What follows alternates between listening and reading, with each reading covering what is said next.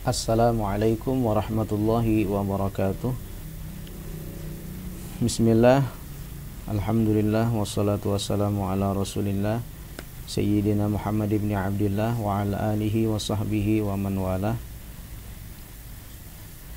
Jumpa kembali para pecinta ilmu nahwu sekalian di mana saja kalian berada. Mudah-mudahan masih dalam keadaan sehat serta tetap bersemangat memperdalam ilmu nahwu. Masih bersama Aisari, channel belajar nahwu. Hari ini kita sudah berada di pertemuan ke-58. Pada pertemuan-pertemuan sebelumnya sudah kita bahas berbagai macam pola-pola kalimat, termasuk amil-amil yang mempengaruhi pola kalimat mubtada khobar. Di antaranya kana wa akhwatuha atau kana dan saudara-saudaranya. Kemudian inna wa akhwatuha atau inna dan saudara-saudaranya dengan berbagai contoh serta variasi-variasinya. Nah, hari ini kita masih membahas tentang amil yang mempengaruhi pola kalimat mubtada khobar, yaitu zonna wa akhwatuha. Nah, bagaimana struktur, bagaimana kaidah atau hukumnya, dan bagaimana contoh-contohnya, mari kita bahas sama-sama di pertemuan kali ini. Pola kalimat zonna wa akhwatuha. Jadi kaidah atau ketentuannya zonna wa akhwatuha yaitu amma zonantu wa akhwatuha fa innaha tansibul mubtada'a wal khabara ala annahuma maf'ulani laha. Jadi adapun zonna dan saudara-saudaranya semuanya menasabkan mubtada dan khobar sekaligus karena keduanya menjadi maf'ulnya. Nah, ini silakan kalian hafalkan. Pendek saja kalimatnya, tidak perlu panjang-panjang, yang penting kalian ingat dan nanti kalian pahami supaya bisa menerapkannya di dalam contoh. Jadi sekali lagi, adapun zonna dan saudara-saudaranya semuanya menasabkan mubtada dan khobar sekaligus karena keduanya menjadi maf'ulnya. Apa saja zonna wa akhwatuha sudah kita pelajari di bab pertama, yaitu zonna wa akhwatuha itu adalah zonantu, hasibtu, za'amtu, ra'aitu, khiltu, alimtu, wajadtu, ittakhaztu, ja'altu, sami'tu.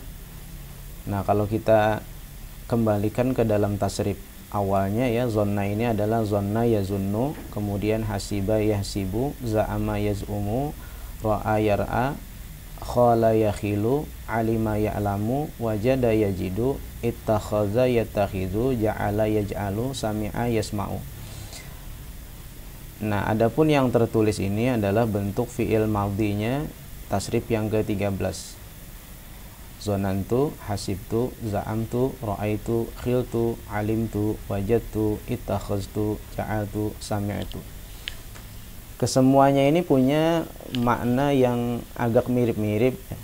Bisa kalian ingat baik ya, ingat baik-baik. Zonantu artinya kata dasarnya mengira atau menduga. Saya menduga, karena sini sudah ada fa'ilnya, domir ana. Nah, saya mengira atau saya menduga. Hasibtu, saya mengira, saya menduga, saya menganggap, bisa.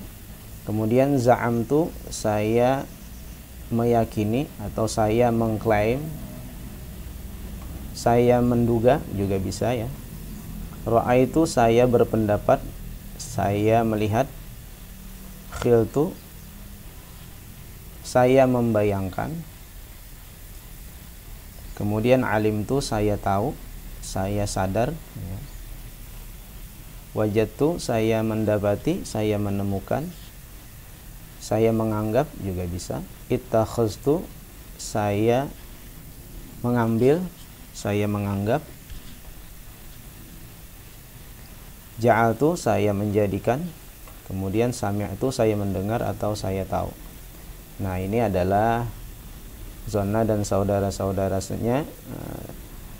Hukum ini tidak hanya berlaku pada kalimat ini saja ya, dalam bentuk fi'il madhi yang ke-13 juga pecahan-pecahannya yang lain, misalnya fi'il madhi, fi'il mudhari, fi'il amar maupun fi'il nahi atau tasrif-tasrif yang lainnya, yang penting dia masih dikategorikan sebagai zonna dan saudara-saudaranya, maka hukumnya juga mengikuti kaidah ini, yaitu menasabkan mubtada dan khobar sekaligus. Karena apa? Karena keduanya itu juga menjadi maf'ulnya. Atau dengan kata lain, zonna serta saudara-saudaranya ini menuntut dua maf'ul bih atau dua maf'ul, maf'ul awal, maf'ul yang pertama, dan maf'ul sani, maf'ul yang kedua. Silahkan kalian hafalkan baik-baik ya sebelum dilanjutkan, agar nanti terbiasa dan lebih mudah ketika mendapati contoh-contoh atau teks yang berbahasa Arab yang di dalamnya ada pola kalimat zonna wa akhwatuha. Nah, berikutnya strukturnya seperti ini ya. Jadi zonna wa akhwatuha itu adalah amil yang mempengaruhi pola kalimat mubtada khobar.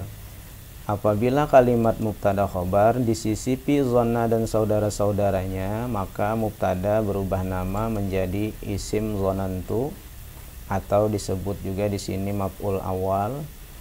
Khobar berubah nama menjadi khobar zonantu atau disebut juga maf'ul sani.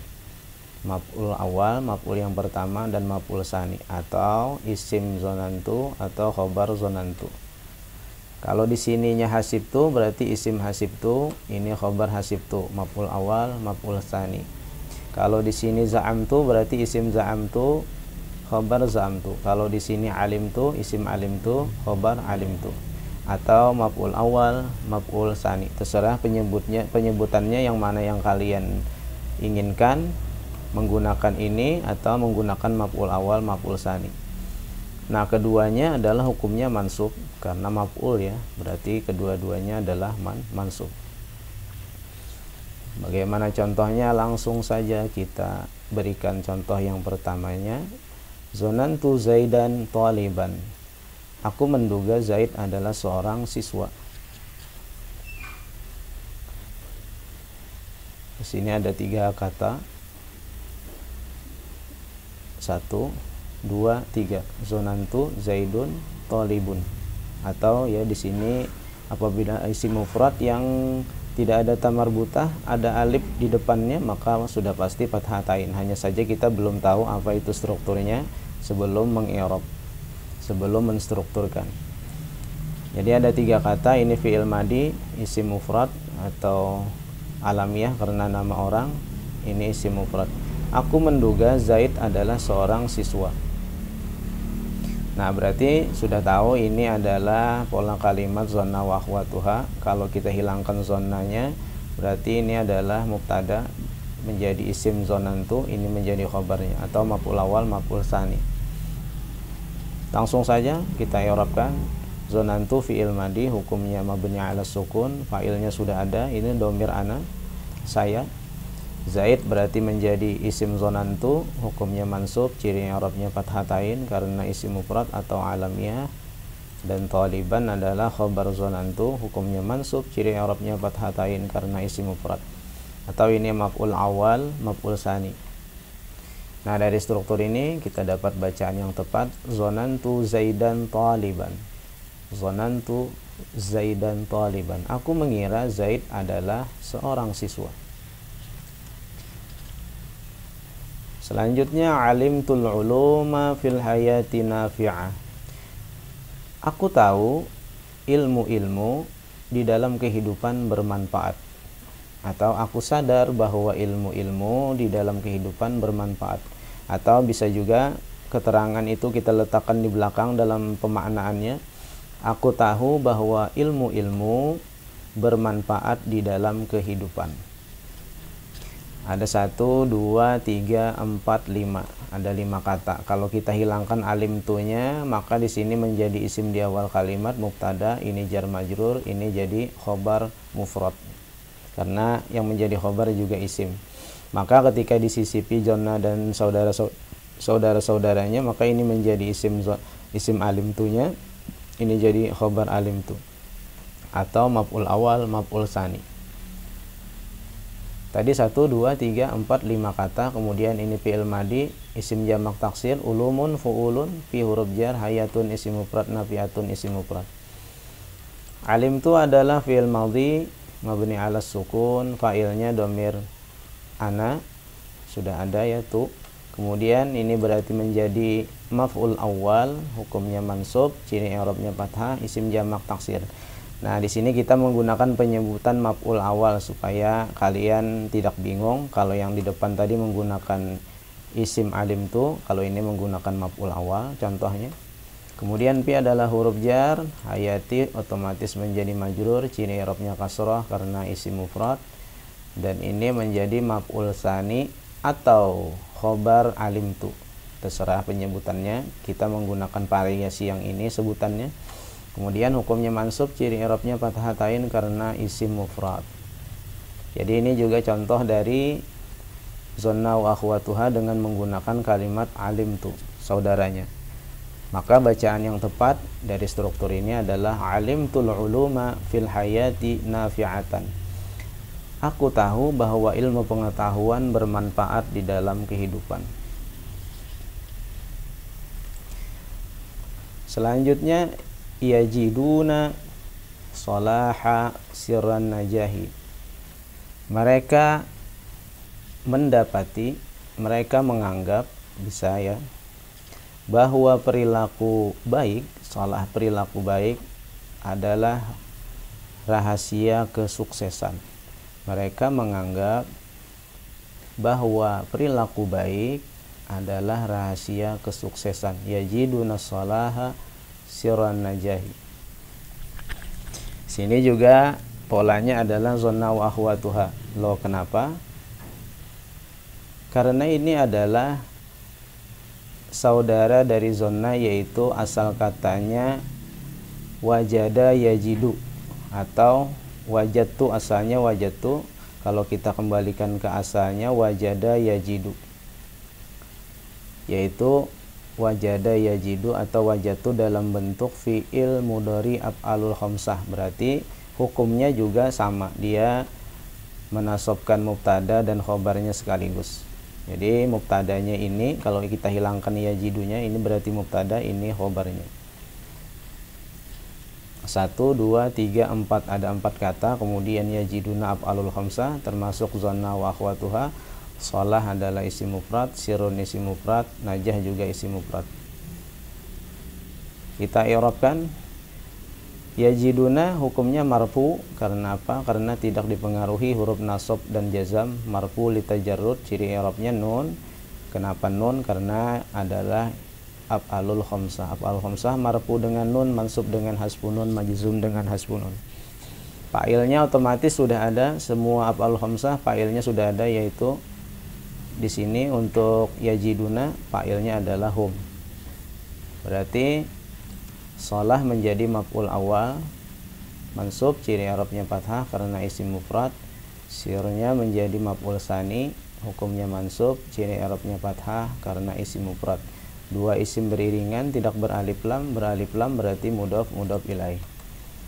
Hukumnya majrur, ciri i'rabnya kasrah karena isim mufrad.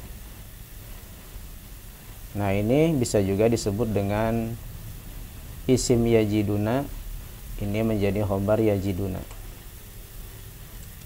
Yajiduna as-salaha sirran najahi. Mereka menganggap atau mereka mendapati bahwa perilaku baik adalah rahasia kesuksesan. Yajiduna as-salaha sirran najahi. Jadi ini adalah contoh zonna wa akhwatuha dengan pecahan kalimat atau pecahan tasrifannya dari wajada yajidu. Selanjutnya ra'ainal haq muntasir. Ra'ainal haq muntasir. Kami berpendapat bahwa kebenaran menang. Kami berpendapat bahwa kebenaran menang. Ra'a ini bisa juga dimaknai melihat ya. Kalau di sini cocoknya adalah berpendapat. 1, 2, 3. Ada 3 kata. Bentukannya ra'aina ini juga fi'il madi dari tasrifan ra'aitu, asalnya ra'a yar'a. Kemudian domirnya aja yang berubah ya, domirnya dari tu menjadi ana. Maka konsekuensinya juga sama, tetap mubtada dan khobarnya harus mansub. Kalau kita hilangkan ini ra'aina, berarti haknya menjadi mubtada, ini jadi khobar. Kebenaran menang, mubtada khobar. Ketika disisipi zona dan saudaranya, ini adalah saudaranya ya, berarti dia ini menjadi maf'ul awal, maf'ul sani, atau isim ra'aina, khobar ra'aina. Ini fi'il madi, ini isim mufrad, ini juga isim mufrad. Jadi ra'aina adalah fi'il madi, hukumnya mabni ala sukun, fa'ilnya sudah ada domir nahnu, kami. Maka ini menjadi isim ra'aina atau maf'ul awal, hukumnya mansub, ciri i'rabnya fathah karena isim mufrad. Muntasiran menjadi khabar ra'aina atau maf'ul tsani, hukumnya mansub, ciri i'rabnya fathatain karena isim mufrad. Nah, maka bacaan yang benar ra'ainal haqqa muntasiran. Ra'ainal haqqa muntasiran. Kami berpendapat bahwa kebenaran menang.